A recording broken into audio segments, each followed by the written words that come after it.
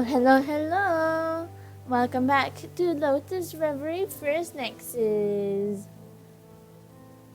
We're continuing on with the main events of whatever is left of the main events. That's what we're doing. And let's get to it, I guess.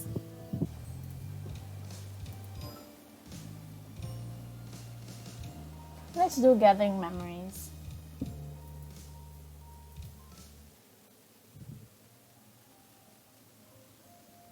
Well, I mean, you insisted in helping out with my memory, but I expected something more, I don't know, extraordinary. Hey, you do what you can with the means you have. I understand a method with the highest chance of success would be to go out and check them all in person, but we have our regulations. Rose has brought a tablet with an enormous collection of pictures and videos of the surrounding locations to see if anything would help you remember your origins. Sadly, it does not have any effect on you. At the end of the day, these are just images of the same city. Anyone would start to feel a sense of familiarity after seeing a bunch. They don't feel entirely unfamiliar, but they aren't anything special either. I don't know how to explain it. All these old buildings feel the same. Confusing even. Oh, I see. That makes sense. Perhaps the location is not as important as the event of the people involved. It's true that the human brain has a preference for faces. Rose then takes a minute to think. Then, without moving an inch, she summons up a huge shining aura around herself. It is so bright, colorful, and big that you can't help but pull back to one corner of the sofa to assume you are a defensive position. But all that comes out is just another tablet, identical to the first, that falls on top of the table just in front of you.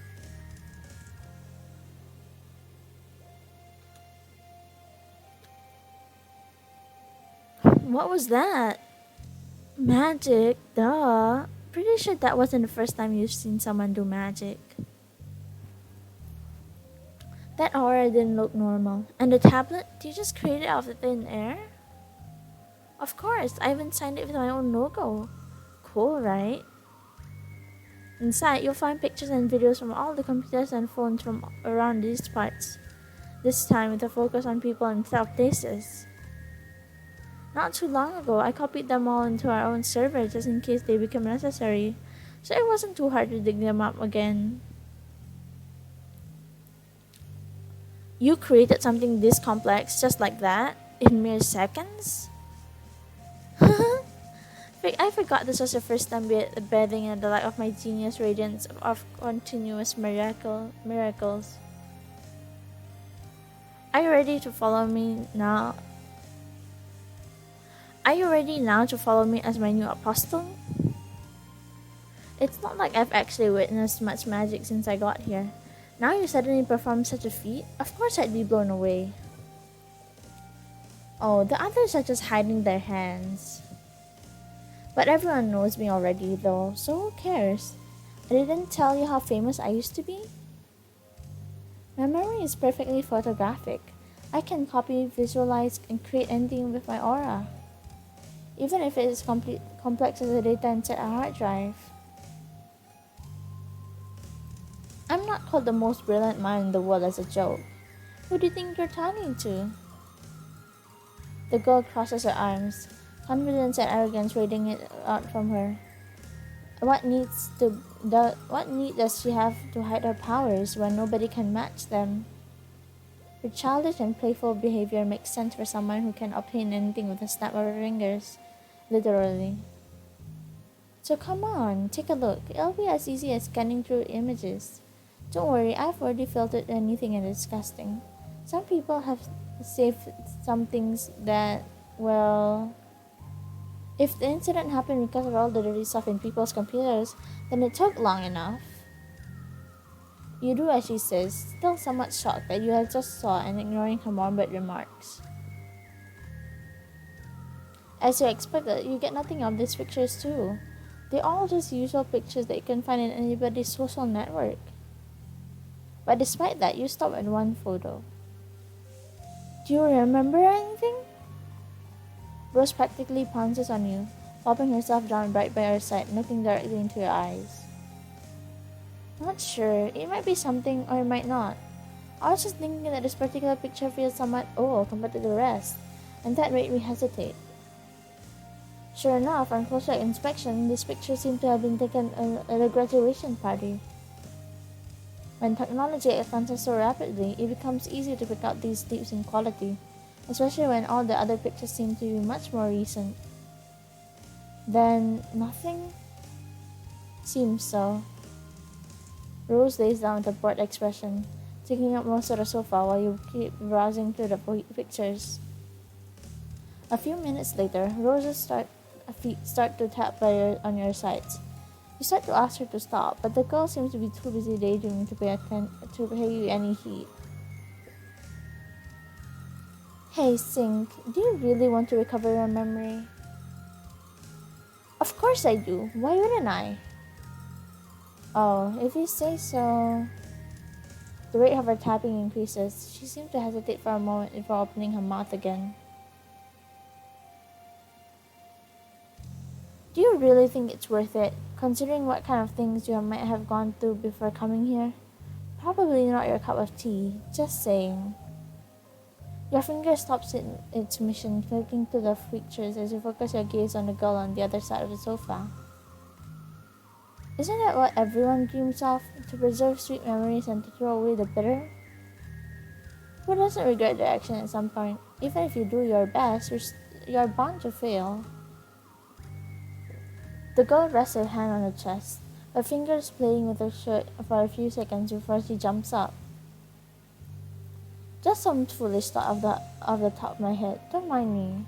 Sometimes one cannot help but be carried away by the environment, and in spite of all of that, I think I want to recover my memories. Even if I don't like what I see, I want my memories back, because only then will I be able to truly choose what to do.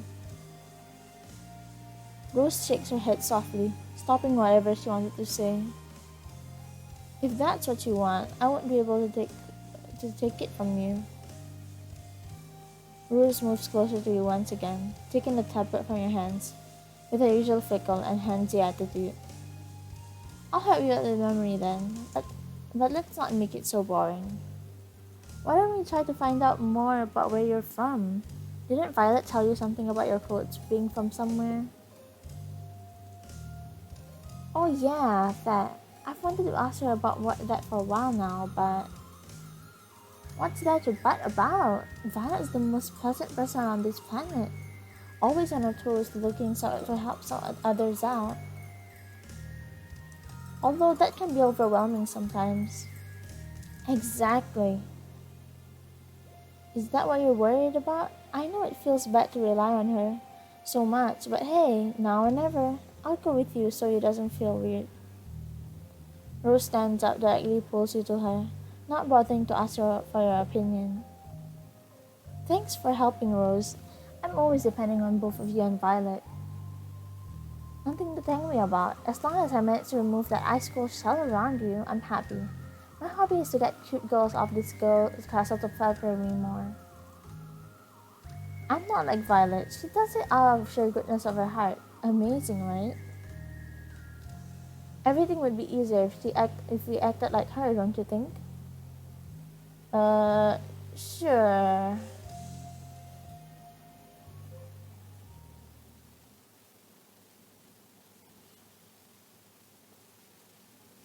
After fooling around for longer than needed, you find Violet cooking in the kitchen.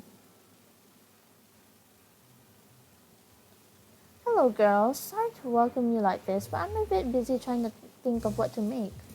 Cooking is becoming harder due to a shortage of ingredients. Oh, but don't worry about that for now. Oh, but don't worry about that now. It's all part of the fun to try new recipes. What do you two need? Violet looks occupied, making you feel guilty asking, but Rose insists forcefully, via her elbow. Nothing important. I was just wondering if... How about I help you out in the kitchen today? You guys ended up doing everything yourself, and Both Rose and Violet look surprised, but Lara smiles immediately, happy at your offer. That'd be lovely, my dear. If you don't even have to even ask, the first I've been looking for us to cook together for the longest time now. But are you sure you can handle it? Handle it?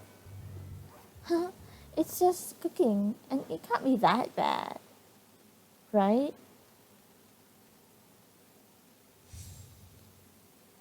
This is the first time in my life I've ever seen someone peeling potatoes so horribly that they just disappear into the void.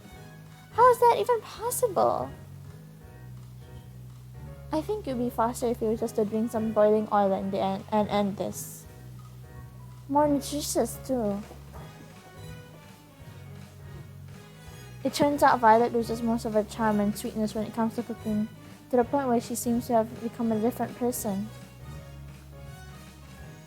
For better or worse, Rose is also a beginner, but for some reason she can do everything perfectly on her first try, which calms Violet down somewhat. Rose, that's amazing! You saw it once and replicated it so wonderfully. I'm so glad at least someone is paying attention. Those subtle insinuations are arrow-piercing of fragile, untalented heart, which forces Violet to try to control herself. But it's just your first time, Sing. You only have to try again, okay? I'll give you some tea in the meantime. Please take it easy and don't hurt yourself. It doesn't look like she's doing any better, as she spills more than half of her tea out of the cup. A few minutes later, it becomes glaringly obvious that you have an innate talent for destroying food. Violet's tea reserves are almost all used up as she suffers severe tachycardia. You're looking for a way to redirect the conversation back to your original goal anyway, so this must be a good moment. Hey Rose, you said that before you're able to create anything with magic. Could you skip cooking and create already made food? Is that why you have no experience cooking, despite not looking the part today?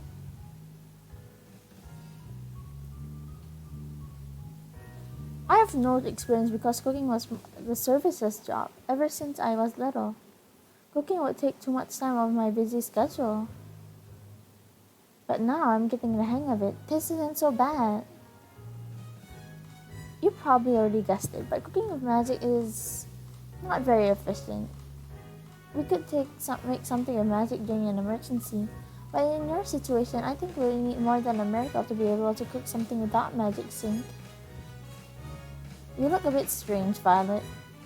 What are you talking about? I'm perfectly fine. Once I made my mind to categorize you as a natural disaster sink, everything started making sense. It's not my fault. I'm at peace with myself. You weren't successful changing the subject with an attempt, so try again while continuing to cook. Then Violet, seeing how passionate you are in the kitchen, why did you become a doctor instead? And why work in Maya even though you said you weren't from here originally? She again seems surprised by your question, but answers calmly. I thought I could help more people as a doctor. A cook can also help a lot of people in their own way. That's right, but in general, a cook doesn't make as much money. You weren't expecting an answer from Violet, and that altogether with her incompetence create a perfect storm for you to slice a bit of your finger. Ow! Whoa, I mean you? For money? What's wrong with money? Just because someone's altruistic doesn't mean they can't make money. And really, you wouldn't have to cut yourself like that, just peeling potatoes. If you had paid a modicum of attention to my instructions. Oh, this is nothing. Violet pouts and forces you to stop cooking so she can apply first aid. You expected her to continue reprimanding you for the cut, but instead you get a sense that this moment is somehow nostalgic for her.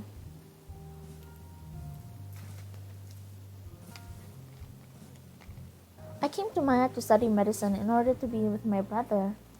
We've been at each other's only family since we were kids, so we've had to take care of each other. When you have a family to protect, sometimes healing their wounds alone is not enough. You have to do more, go further than that. Violet's voice is tender, with an iota of sadness at its core. Our parents died too long after I was born. In the face of hunger and starvation, they chose to put their family before their own lives. Silly, right? Without parents, what could two kids alone in the world even do? But it's for that reason that I'm alive, thanks to the family that I've been helping above their own lives. Violet finishes applying first aid but continues to speak. My brother had to come here for work, and since we only had each other, I followed suit. My only option was to obtain a scholarship in medicine, so that's what I did, after many years of effort. You mentioned money. Was it because you wanted to take care of your brother? When you share a background like mine, you just want to make sure something like that never happens again. Although no one could have told me this incident would happen after all. Oh, I'm sorry for bringing this up. I should have been more careful. Don't, there's no need. But enough of this. I don't want to bore you with your own sappy life now. Not at all. I'm grateful you told me all this. Thank you. I'm amazed, Violet. You never told us any of this. I didn't? Perhaps I feel extra comfortable thanks to Sync. Or you just made me lower my guard. Comfortable, huh? I know what you mean. Rose sighs and returns to the side of the kitchen. All I want to say is that you, Sync, are my current family, just like everyone else in this castle. That's why I would never hesitate to help you out no matter what. Neither of you should need any excuse if you want to ask me something. Because you didn't come here for cooking, right? Violet cannot help but cover her mouth with her hands, hiding a big grin. Not at first, but... No buts. Just tell me already. It's about the robe I'm wearing. You said it was not from your country. You said it was from your country, so I wanted to ask you if you could tell me more. Something that could help me remember. Just that? Just that. And why so much visiting and beating around the bush? It doesn't feel right to ask you all this. I can't really explain the feeling myself, even though you say we're family and all that.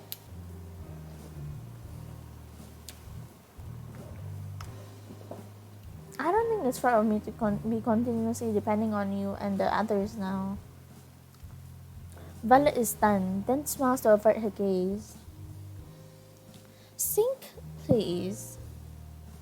From across the room, Rose seems interested in your conversation and keeps an eye on you with a worried expression on her face. That doesn't stop her from cooking with a perfect precision though, which makes her deeply envious. So yes, that black robe, I told you it was a ceremonial garment. It belongs to a pretty old religious group on the other side of the ocean. They've kind of faded in relevance and never made it far in here in Maya, I believe. Are they from your country? Yes, or at least the majority of them were supposed to be there. I'm honestly not sure since I wasn't raised around those circles. The robes are uniquely famous because it was one of those traditions that go beyond the religious aspect to become copied left and right. It was gifted from parents to the child at birth. Each robe was handmade, and with the child's name imprinted in the interior and the back of their neck. The interesting part of the robe was always made in adult size. The idea was that when the kid was able to wear the robe properly, he or she was considered to have reached legal adulthood. Then they have a big ceremony with them wearing the fitting robe as bombastic as possible. Everywhere else, adulthood is defined as reaching a certain age, but they measured it by how well the garment fits the wearer. A bit unfair for short kids, don't you think? Violet giggles uncontrollably. She tries to quiet herself while blushing, raising her index finger. That wasn't a joke. People actually got all kinds of trouble for this in the past. Nowadays, it's not considered all that serious, but in the past, there were all kinds of persecution and punishment if your child was unable to wear the robe despite having finished growing. As you listen, you look at your own sleeves and touch them, filled with curiosity. One of the many instances of how good intentions can end badly, don't you think? This tradition only existed to make sure kids were properly fed to be able to grow all the way to fit their robe. A symbol of how the parents did the job well and could let the children leave the nest and fly on their own. But as always, nothing is as easy as it appears. You cannot judge the entirety of parental love with something like that. I'm a good example of that myself. Violet finishes her trail, and an alarm rings, letting you know that the food is done. Finally, I'm sure some affronting meal is waiting for us. I'm not sure if anything I make can. No problem. While you were doing your part, I took some contingency measures on my own. I'm not sure how to feel about that either. Next time you'll have to prove me wrong. With enough practice, I'm sure you'll even surpass. Well, at least you'll be able to make something edible next time. No worries, I've already accepted it. Are you sure you want to teach me too, Violet? Because I think by next time I'll be able to surpass. I think by next time I'll be able to surpass you easily. Is that a challenge? You don't know what you're talking about here. You prefer to leave the food to the care of these two wild beasts while you are not relegated to the table.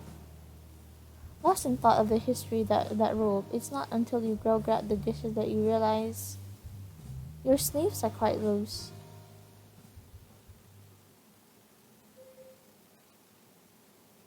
Alright guys. I think that's the end. I'm kind of tired. I don't know, must be my internship. Like, I just started my internship, so I'm a bit tired.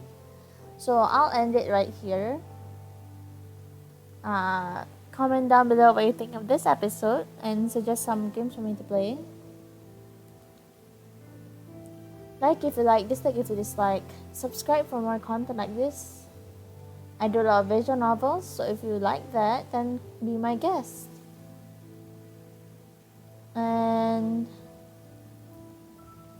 I guess that's all. Thank you for watching and have a good day.